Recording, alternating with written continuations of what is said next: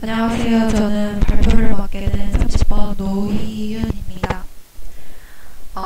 제가 발표하게 될 부분은 콜린 에스터레이즈 리액티베이터의 영양적 작용, 독작용, 그리고 배설, 그리고 안티 콜린 에스터레이즈 에이전트에 대해서 알아보고 또 이것을 치료 대상이 되는 질병이랑 그것의 치료 방법에 대해서 알아보도록 하겠습니다.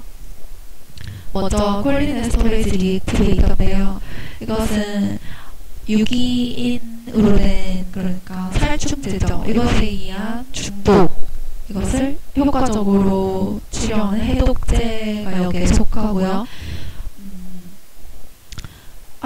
콜린 에스터레이즈 리액티베이터는 이제 콜린 에스터레이즈 이니비션에 의한 작용을 막는 작용이라고 볼 수 있습니다. 옥심이 이것에 해당하고요. 이것은 스켈레탈 뉴로머스큘러 정션에 특히 작용하게 되고 대표적인 것으로는 투팜이 있습니다.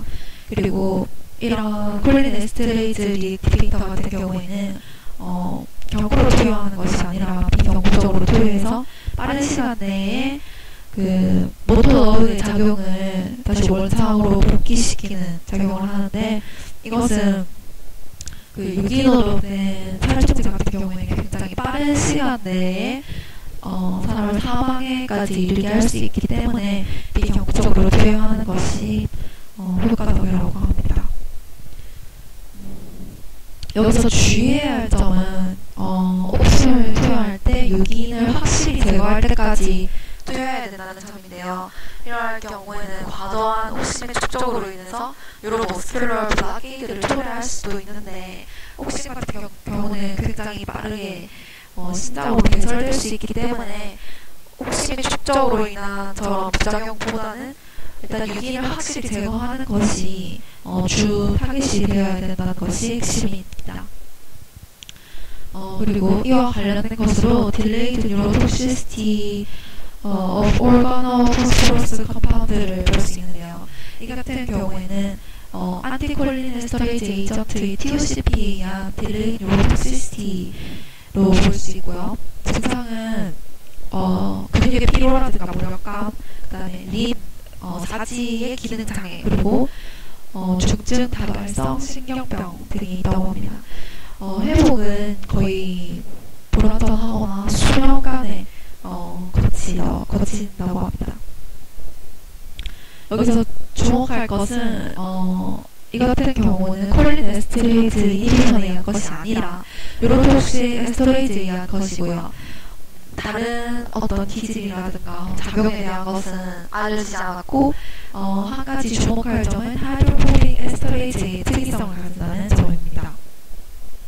그 다음 알아볼 것은 아세틸콜린 에스터레이즈 이니비터고요. 이것은 다른 말로 안티콜린 에스터레이즈라고도 합니다. 이거는 이제 콜린 에스터레이즈의 작용을 방해하기 때문에 아세틸콜린의 작용을 증강시킨다고 볼 수 있고요. 대표적인 약물로는 네오스틱민이 포함됩니다. 아세틸콜린 에스터레이즈 같은 경우에는 모든 경우에 작용하는 것이 아니라 말초에서 4가지 경우로 제한되고요. 이 4가지는 장강과 방광의 무긴장증, 녹내장, 중증 근무력증, 알츠하이머와 같은 치매가 속한다고 합니다. 이것은 대표적인 약제들이고요. 가로 안에는 약 이름입니다. 먼저 네오스틱민은 장폐색증이랑 방광의 무긴장증에 사용되고요. 의학적, 외과적 원인으로부터 복부 팽만과 급성대장 폐쇄의 완화를 위해 사용됩니다. 먼저 장폐색증의 네오스틱민은 메틸설페이트랑 브로마이드 이렇게 2가지 타입이 있고, 메틸설페이트 같은 경우에는 10분에서 30분 후에 연동 운동을 시작하고요. 브로마이드 같은 경우에는 2시간에서 4시간 후에 연동 운동을 시작한다고 합니다. 방광의 무긴장증 같은 경우에는 장폐색증과 같은 용량의 약을 사용하면 된다고 합니다. 다음으로 녹내장인데요. 녹내장은 안압이 아주 지속적으로 높게 유지되는 것을 말하고, 이렇게 지속적으로 높은 안압이 유지되다 보면 오프닝 디스크 오픽 nerve 레티나에 손상을 가져오게 돼서 비가역적인 손상을 초래하게 되고 이것이 실명으로까지 이어질 수 있다고 합니다. 여기서 안티아세틸콜린 에스터레이즈 같은 경우에는 프리머리와 세컨더리 타입의 치료제로 작용한다고 합니다. 먼저 프리머리 타입에는 두 가지가 있는데요. 네로 앵글이랑 와이드 앵글 두 가지 타입이 있고, 네로 앵글 같은 경우가 급성 올혈성으로 응급 상황입니다. 이 경우에는 어큐트 어택을 조절하기 위해서 약제가 필수적이고요.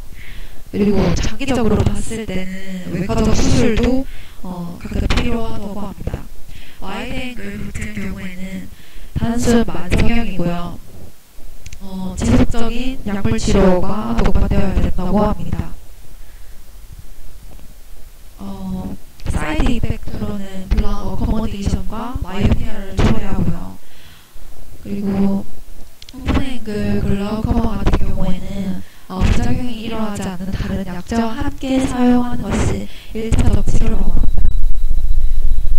그리고 에디시 신드롬과도 관련되는데, 이때는 피로스틱민을 사용하고 블러드 비전과 고통 경감에 효과를 준다고 합니다. 다음은 중증 근무력증인데요. 이것은 뉴로머스큘러 정션에서 시냅틱 트랜스미션의 장애가 일어나는 것으로 포스트 정셔널 엔플레이스에 있는 아세틸콜린 리셉터에 의한 자가면역 반응의 원인이 있는 것으로 보입니다. 먼저 중증 근무력증이 자가면역 질환인지 어떻게 알아나게 됐냐는 역사적인 기술 부분인데요. 필트레 메인스트롬이 독일 맹장어로부터 피코테리 리셉터와 면역된 토끼, 그러니까 독일 맹장어로부터 정제되는 리셉터와 면역된 토끼가 중증 근무력증과 유사한 시스템을 보이는 거예요. 호흡 곤란이라든가 근육 약화 같은. 그래서 이걸 보고 자가 면역 질환과 아세틸콜린 리셉터가 관련이 있구나라는 것을 알게 됐다고 합니다. 중증 근무력증은 신경 근육적 질병으로 골격근의 두드러진 피로와 약화로 특징지어지고요. 악화와 완화를 계속 반복한다고 해요. 그래서 완화됐을 때 이것이 완치됐구나라고 생각하면 안 되고, 다음에 다시 악화될 수 있는 경우를 대비한 치료가 필요하다고 합니다. 그리고 큐랄에 의한 중독 증상과 굉장히 비슷해서 큐랄의 치료제인 피소스틱민을 중증 근무력증 치료에 적용하게 됐다고 합니다. 환자의 10%는 근육 약화가 후천적인 것보다는 선천적인 것에 의하고요. 포자적 조건의 바이오케미컬 그리고 지네틱 베이시스의 특성은 리간 바인딩, 채널 오프닝의 반응 속도와 유지에 영향을 주는 아세틸콜린 리셉터의 기형으로 보입니다. 네, 여기까지 발표했습니다. 감사합니다.